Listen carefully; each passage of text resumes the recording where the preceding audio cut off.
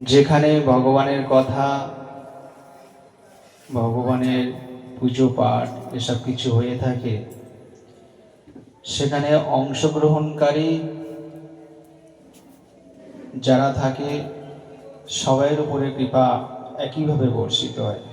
হরিদাস ঠাকুর যেখানে বলেছিলেন যে নিজে নিজে হরিনাম করলে আস্তে আস্তে নিজের মঙ্গল সাধিত হয়, কিন্তু জোরে জোরে হরিনাম করলে পশু পাখি কীট যাহারা বলিতে না পারে শ্রবণ মাত্রেই তাহাদের মঙ্গল সাধিত হয়ে থাকে। তো ভগবানের কথা পরম মঙ্গলময় কথা, সেই কথা যেখানে হয় আর যারা সেই অনুষ্ঠানে অংশগ্রহণ করে থাকেন তাদের সবারই একইভাবে মঙ্গল হয়ে থাকেন।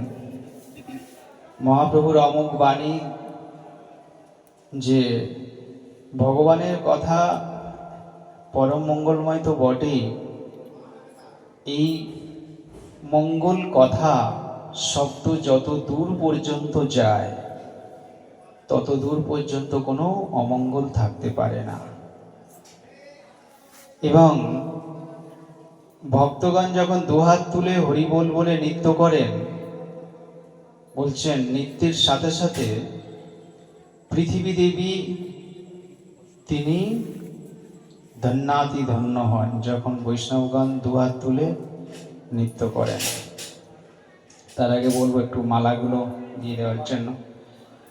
আসেন, বুঝে আসেন নাকি একজন আসেন, প্রভুজি আসেন।